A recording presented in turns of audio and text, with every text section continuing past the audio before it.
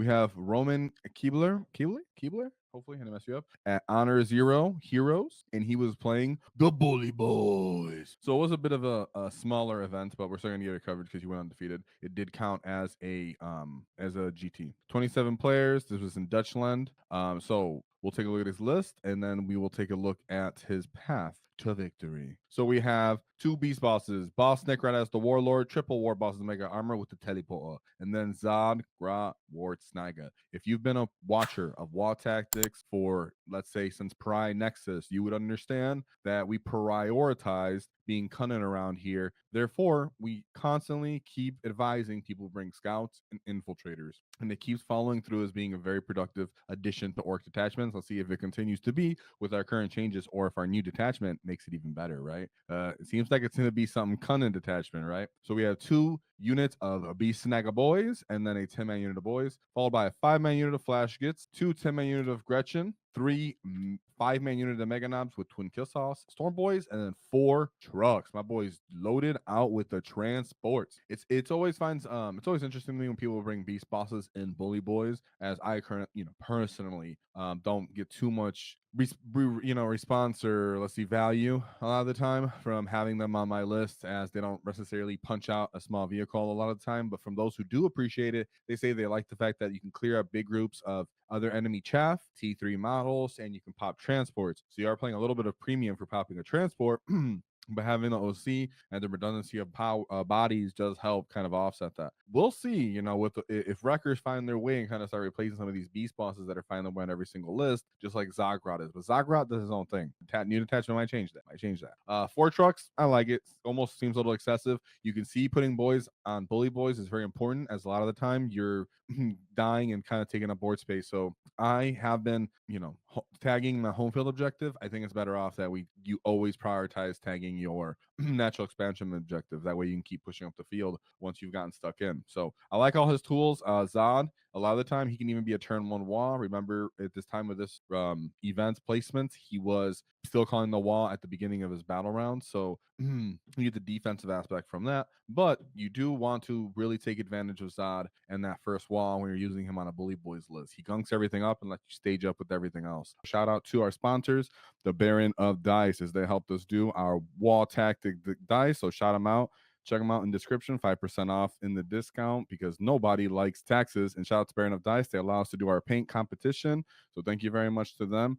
So let's take a look at his path to victory. Let's see if maybe Zod would be very important in some of these games, like this one. So we have Blood Angels with a Liberator Assault Group. Keep in mind when you're going into these matchups, 1, you actually have -3 AP because you have a bunch of Meganobz, and then 2, Fight on Death, very important. So Blood Angel Captain with the Speed of the Primarch, Captain with Jump Pack, Commander Dante Lamartis, and then a Sanguinary Priest, followed by 1 Assault Intercessor brick of 10 guys, a Rhino, 1 unit of Assault Intercessors with jump packs. You can see that it's not those 3-man unit. They used to always bring 3, right? When they were about like 75 points or whatever. Now that they're 90, people just don't bring them like that. 1 big unit of Death Company Marines with jump packs, followed by an Infiltrator unit, a Repulsor, Sanguinary Priest, and 2 Vindicators. Very elite. What I will say is normally orcs hate Vindicators. Even in this matchup, don't really like them. They can really blend through Meganobz. These guys shoot into combat, so even once you crash into them, they'll start picking you up, even with their blast weapons. But we actually have -3 AP, so we can actually blend through these guys, as well as the Sanguinary Guard. They do have them -1 to hit, and they're -1 to wound, but we offset that as well. Easier said than done. One thing you got to really keep in bandage here. Take note here. His list is super elite. Where are his screens when he's going into us, right? He has almost nothing that can stop us from just getting our Bully Boy walls into all of them. I was just talking smack about what are the Beast Bosses doing. Well, if there's no screens, Beast Bosses are getting their punches off on the Repulsors, the Vindicators, and it's just Sanguinary Guards that are trading out with Meganobz. You could fight on Death, as well as these Death Company units. I just have a feeling that he ran out of assets, and the Orc player really managed his CP well. You could even spike on Feel No Pains and armor saves with your Meganobz. So that guy's list, and that's what I've said before with the with the Blood Angels, is not that I don't respect them. They're still very, very potent. But it takes like a really efficient player to understand how to get every single point value out of each unit. Otherwise, they just die when you start doing your trades, right? When you start saying fighting on death, you're gonna interrupt over here, everything dies really quick, and then the double wall means you kind of set the pace, especially if they're scared of it. if they're not experienced against orcs. So let's take a look at the second game. So that's a 17-point win, kind of a blowout. Interesting considering Blood Angels are highly respected. But this was a very close game going a second round. Shout out to Jim Jones. Whoa, let's go. So we have and of course, this is why it's close. He has Termes, Death Company, Plague Company. Let's go. All right. So we know that this is very, very rough. So he has a Death Company Sorcerer and Terminator armor. Remember, his ability is he can reduce damage by 1 for 1 phase, once per game, I believe. 2 units of Lords of Contagion. That's not the Lord of Violence. Lord of Contagion. I gotta look him up real quick. Mortarion, and then Typhus. Typhus picks someone, does mortal wounds to him, and he has Poxwalkers. We'll see if he actually does. We have Blight Lord Terminator, 1 big brick, followed by 1 unit of Cultist, 2 big bricks of Death Shroud, 2 floated blow drones, 3 Mephitic Blight Haulers, 1, here we go, big brick of Poxwalkers, and then only 3 Nurglings. You really love to see the Nurglings that there's only a 3-man unit. 1, because he's not going to be able to constantly put that aura everywhere if he's running a 3-man unit, 6-man unit, for example. 2, and then he can't really use them to deployment move block you with his infiltration. So his lack of Nurglings, in some sense, if he brought maybe 2-3 units or even 1 large unit, he could actually kind of jail you as an orc unit, as a Bully Boy player. So keep that in mind. At some higher tables, they might have that issue. But this guy does have a lot of vehicles, a lot of drones, a lot of stuff like that. And then again, we see these very elite bricks. He only has 3 big bricks of Terminators and then Mortarion. One thing is that I'll make sure I'll check with the Lord of Contagion, right? But these guys, the Blight Lords, do have decent Overwatch. I would say that, right? That's something that you should kind of be aware of and kind of respect. Let's see the Lord of Contagion up here. I'll pull him up real quick. So Lord of Contagion, while this model's leading a unit and he fights a melee, you reroll a hit roll on the fight phase.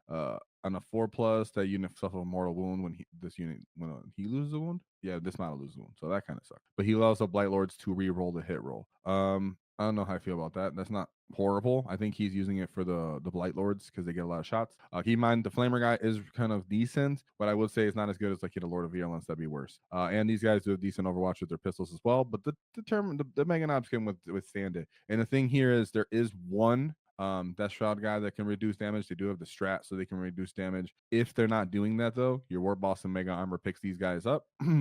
And Bully Boyz is kind of keeping the pace. What I will say is that because Death Guard is slow and Bully Boyz is closing the distance, is that there's a good chance that he just kind of took control of the table and slowly kind of grinded it out to kind of swing primary and secondary. It's a very close game. We can't really say when it's this close of a score what dictated it. But when you're an orc player, you just got to get in there, be aggressive. You're not going to have a lot of OC besides those boys. And Terminators, they will kill you over time in those Death Shroud with the damage reduction and not being able to hit always too well. So and not being able to kill Morty, to be honest. And that sort of list, don't be surprised if you don't end up killing Morty. It would take both beast bosses and some kind of mortal wounds from grenades to pull down Morty. So in that Death Guard matchup, I wouldn't advise that you go for Morty. So yeah, so then you great job there by pulling that one off. Very, very rough. I'm sure that was your hardest game of the path. Then he goes to his third game where he goes into Astra Militarum. So it's a pretty rough matchups right off the bat. And shout out to Ecop for 5 Waaaghtaktiks gifted memberships. Whoa, thank you very much, buddy. That's very generous of you.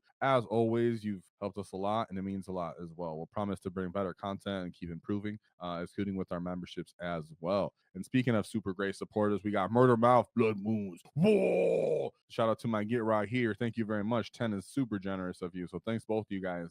Keep me motivated, keep my war energy high. So thank you, and helps everybody else out. So let's get some war bosses in chat for these awesome gets. And this Get Right Here, Mr. Roman just going off because this is another hard game. He went through Blood Angels, he went through Death Guard, now he's going to Astra Militarum. This is before the Data Slayer, remember, so this is still decent. We have Lord Leontis, a Tempestus Command Squad, Platoon Command Squad, Tank Commander, Catachan, 2 units of Chimeras, a Bolgan Squad, Hellhound Squad, Lehman Rush Battle Tank, Demolisher, Executioner, Ogrin, 2 units of Aquilons, and 1 10-man unit of Scions. All right, I feel you on that. Remember, 3-inch Deep Strike has been nerfed. I would very much hope here that he went first. Keep in mind you have Zodgrod Wortsnagga for all of these matchups. So Zodgrod gets to get run up, get in the way of all the Terminators from Death Guard. He gets to pull the baits from the Blood Angels because they have nothing that can really kill Zod too easily. And then again in here, Zod can run up and kind of get stuck in with these jungle fighters. I would say that you don't have to necessarily advance. Remember that Zod's pistols and from all his grots would be quite efficient here.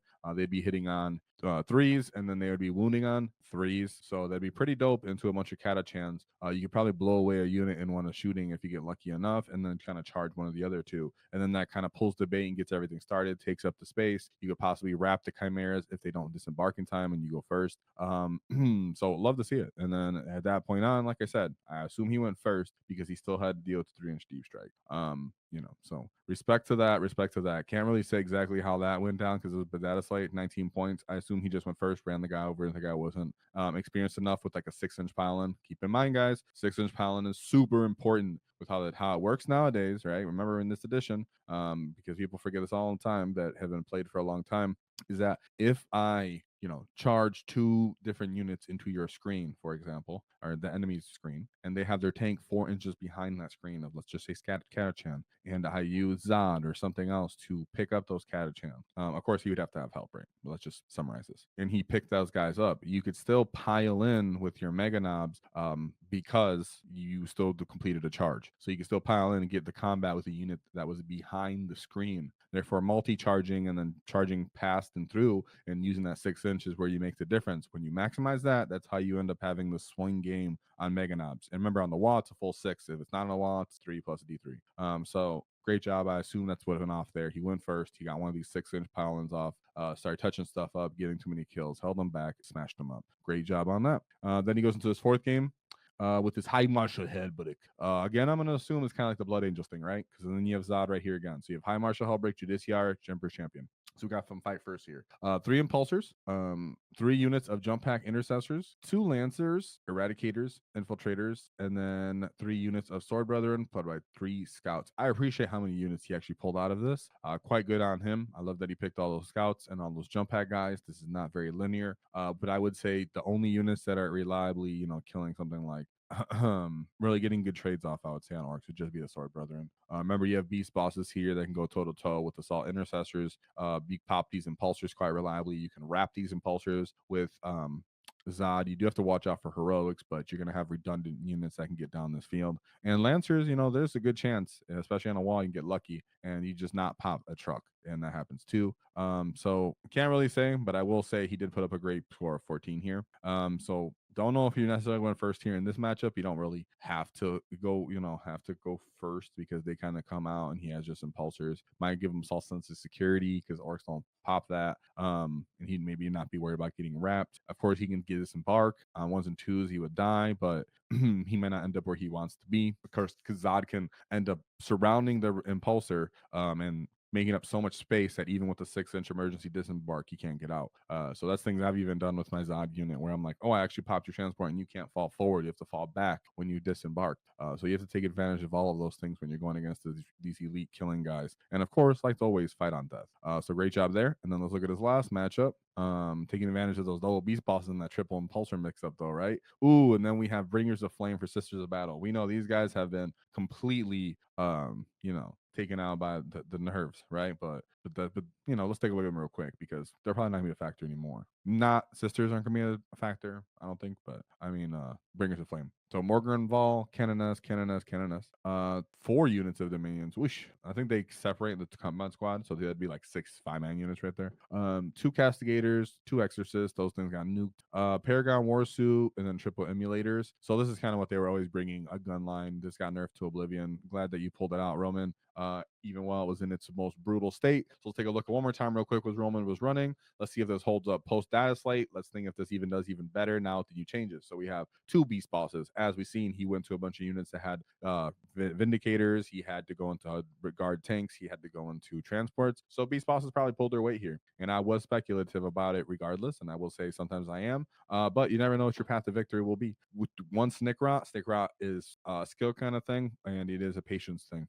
Some games you really just aren't going to infiltrate him because he'll die too easily. In some games you might use him as bait where he might get charged and then the enemy's within range of our counter charges and begins the tide. Or you leave him in your backfield, you bring him up, and then he drops into the enemy backfield. That way you can score a secondary somewhere else in the field. It is matchup and deployment dependent. And then 3 Meganobz, one with the teleporter. Love the teleporter enhancement because it allows me, if I'm going second, to rapid ingress, and it kind of acts as a QRF, kind of quick response force, to wherever I need to kind of support or continue to push pressure if the enemy kind of made mistakes in their movement. I find that important when I'm playing Bully Boyz, that I can get another unit of Meganobz wherever I want, and then kind of get a nice easy wall advance and charge off after that. Zodgrod, because if the melee matchup, you can kind of bring out a lot of counter charges and fill up space when you're using Zod, or if you're in a fight, you can threaten a lot of vehicles and tagging them, touching OC, touching primary to swing OC early game, and that causes that enemy to usually flip, right? If you're making Zod steal enemy's primary objectives and gunking up his chaff and killing his chaff or trying to get in the way of his tanks and his gun lines, he's going to prioritize Zod, and then from there you should be prioritizing your counter charges. So it most looks like he really did that a lot and took advantage of a 6-inch pylons. Roman, great job there. Shout out to you and the bully from Ruben. If you enjoyed the clip, check out the full video here. If you'd like to see more tactics, click here. Let's get stuck in, lads!